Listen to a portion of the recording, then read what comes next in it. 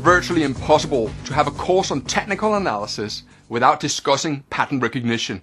And in this chapter, we'll be looking into such esoteric names as head and shoulder patterns, double bottoms, double tops, wedges, and the like. Let's take a look at the axiom of an uptrend. Although Dow theory was concerned with the overall interaction between different indices and attempted to gauge the health of the business environment, his work on technical analysis is still applied to any chart in any time frame. A bull trend made up of a series of higher highs and higher lows. On the chart, this is referred to as rising tops and rising bottoms. It doesn't matter if this is on a 1 minute chart or a 5 minute chart or on a daily chart or whatever time frame you're looking at. But it raises an interesting point which I want to make sure you understand and appreciate immediately.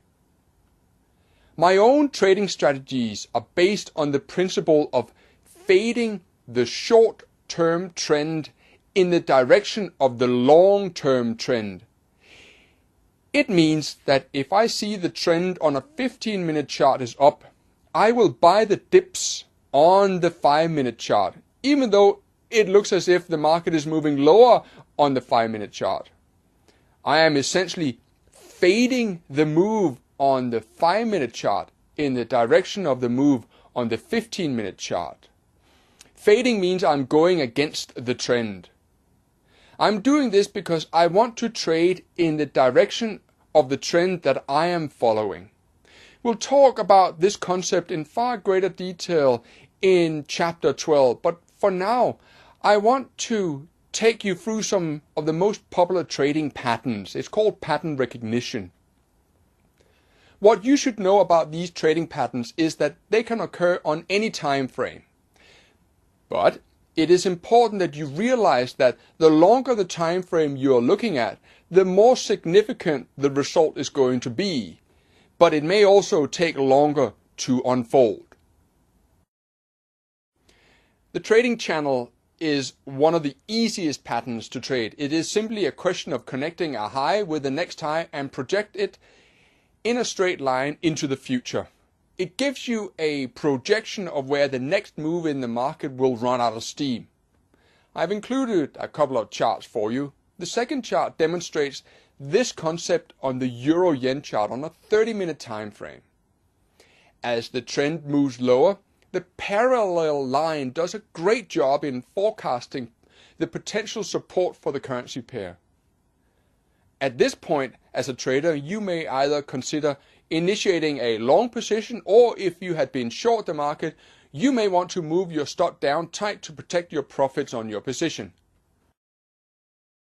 The uptrend on this chart follows the parameters for one of the fundamental laws of technical analysis perfectly. The market is progressing higher in a series of higher highs and higher lows. But what I need you to focus on, though, is where the market stops on the retracements. A retracement is a move against the prevailing trend. One of the primary laws of technical analysis is that of support and resistance.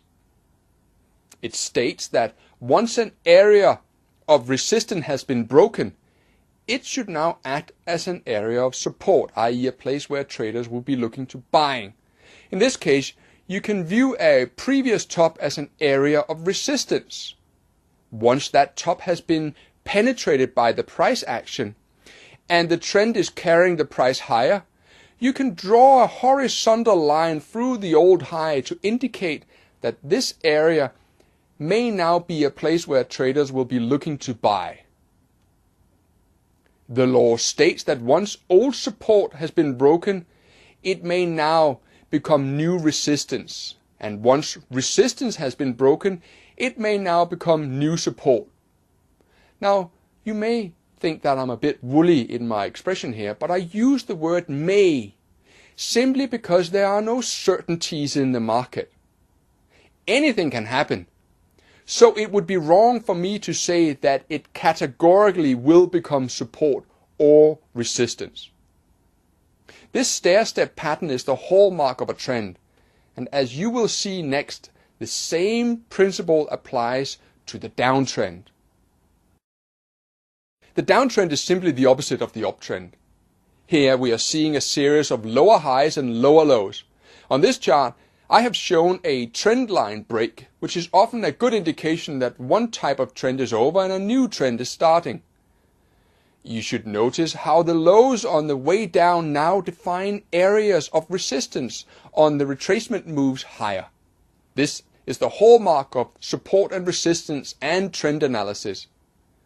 If you are looking to get short the market, the place to consider placing the position is in the area of resistance as defined by the horizontal line from the old low. The double top is one of my favorite patterns. It's easy to spot in that you are looking for a market which is trading at or near an old top.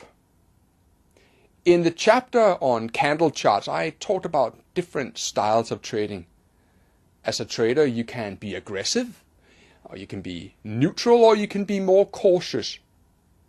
I would not like to say what I recommend. I think you should find your own trading style. For me, I am sometimes very aggressive in my trading style, and sometimes I'm neutral or even slightly cautious. It varies with the circumstances of how I feel about the trade that I want to place or the market in general. For example, if I know that a major holiday in the US is approaching, I tend to be more cautious on my trading approach because I know many traders will have left the trading desks early, and that can severely affect liquidity in the market. When it comes to double tops, I like to be aggressive though, if the market warrants it. I prefer to sell short the market at or even just above the old high, speculating that the market will reverse back down again. I need to have some compelling reasons for doing so. It could be that the larger time frame I'm looking at is still trending down. A more cautious approach would be to wait for the market to print a bearish candle after having made the double top, such as a bearish engulfing pattern or a doji, and then go short. An even more cautious approach would be to wait for a trend line break like you're seeing on the chart in front of you now. It depends on your trading style. The more aggressive you are, the more you will make when you are right, because you're getting in at a better price than if you wait. However, the drawback is that you're not waiting for confirmation and you may have jumped the gun by going in too early. It's a fine balance between risk and reward, and only you can answer what is best for you. The double bottom is traded in an identical manner to the double top. I have printed the volume figures underneath the chart to indicate that volume is surging on the lows. So whenever I trade stock index futures, I will inevitably look at volume as well, because I know from experience that volume will surge when important highs or lows are made. Looking at it on a graph with the benefit of hindsight is one thing, but actually trading it in real time is a different matter altogether. However, if I can get you to recognize the patterns in the calm and the comfort outside the trading ring, there's a much better chance you will recognize them when you are in the thick of the trading day. The most widely recognized pattern in the financial markets. I've heard die-hard journalists on Bloomberg and CNBC talk about this pattern. And it is true that the forecasting power of the head and shoulder pattern is quite powerful. It is easy to spot, but it may not be so easy to trade. It depends on how aggressively you want to trade it. Let's have a look at the setup. The market is making a series of higher highs and higher lows, so we know the trend is up. The first real alert you receive that a head and shoulder pattern is forming comes when the trend line, which has connected all the lows, has been broken.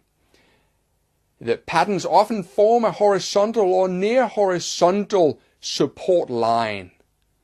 On the head and shoulder pattern, this is called the neckline, and it is an important ingredient in the pattern because if the neckline breaks, the head and shoulder pattern has been confirmed. The right shoulder is the place where I, as an aggressive trader, will be looking to place a short position for a bearish head and shoulder pattern. I will be looking for the market to make a candle pattern indicating that the market is heading lower. It could be an engulfing pattern or it could be a doji. Most patterns come with a target price. for the head and shoulder pattern, the target is calculated as the distance the market has traveled from the top of the head to the baseline or the neckline. The target is found by adding this distance to the base of the neckline, projecting a target to the downside.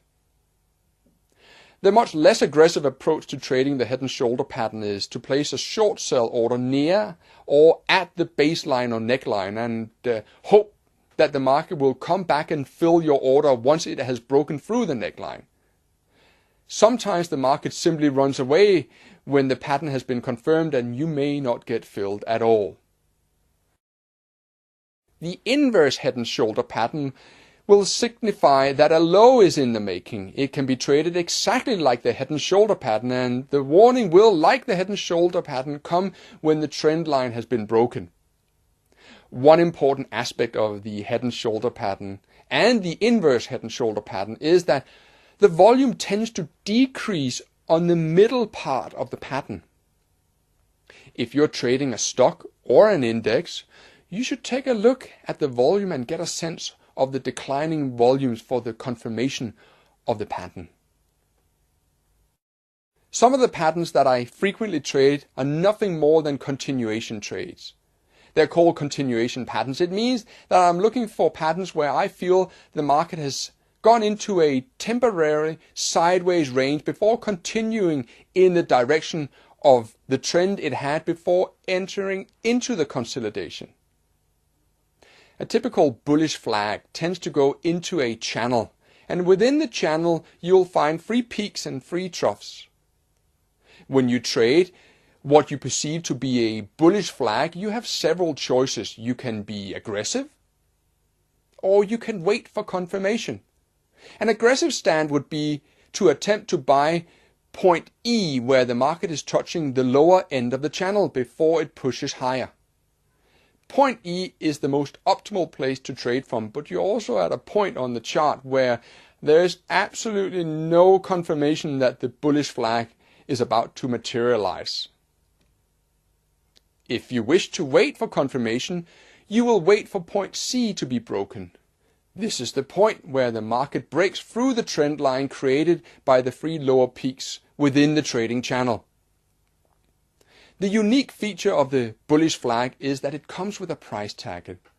On the price example, the base is made at 85 and the top of the first leg higher is at 90. Once the market has traced out the sideways trading range, it breaks out from a trend line at 89, and given the first leg up was 5 points, we would expect a bullish flag to move at least another 5 points higher from the point where it broke the trend line. The bearish flag is exactly the opposite of the bullish flag. We are again expecting the market to trace out a sideways range of 3 ways up and down within a channel before resuming the downtrend. The initial move lower on this example was from 150 to 145. Once the market breaks the lower trend line, I will again expect it to move in the same distance as it did before coming into the channel. But remember, the use of targets is only a guide. The trader will have to assess the market and move their stops as they see fit. My personal feeling about trading is that I want to move my stop loss to break even as soon as I reasonably can. My view is that the sooner I can get a free trade out of the market, the better I am positioned. In the field of pattern recognition, you will encounter pennants, symmetrical triangles, as well as ascending and descending triangles. All of those will appear on the screen while I explain how they are traded. But remember, they are all pretty much identical in nature. All of them make use of trend. They're all considered holding patterns before the original trend continues, whether that is to the upside or the downside. As such, you can view these patterns as a temporary pause in an existing trend. All those patterns can be traded in any time frame. It doesn't matter if you're using them on a 5-minute chart or on an hourly chart or even on a daily chart. The principle behind them is the same. There's a pause in the trend, and this pause tends to play itself out in the form of 3 legs up and 3 legs down before the trend resumes. Of course, this is a rather stale way of viewing the markets, and if anything, you will by now have realized that I firmly believe that the markets are fluid, and as such, your approach to the market should be fluid too. The ability to change one's mind in the face of changing circumstances is one of the primary traits of the winning trader, if not the most important one. The patterns shown here have the ability to forecast the end of the move. The theory for pattern recognition states that the length of the move going into the pattern will be the length of the move coming out of the pattern. You may recall how the head and shoulder patterns measure the length from the top of the head to the baseline or the neckline, and then projects the length of this line from the point where the market penetrates the neckline. Well, the same holds true for the patterns discussed in this section. It could be a useful tool for traders to have some idea of how far the market is likely to move. But there's also an inherent danger in having too rigid a mindset about how far the market will go. If you cast your mind back to the chapter on trend analysis, you'll remember how much emphasis I put on the myriad of trends and how they tended to move a lot further than most people anticipated. So the best thing you can do for yourself and your education in pattern recognition is to learn these patterns off by heart. It won't take you very long to commit. They're pretty much all similar in nature. But from then on, it is a question of beginning to recognize them in real time and begin to observe their behavior.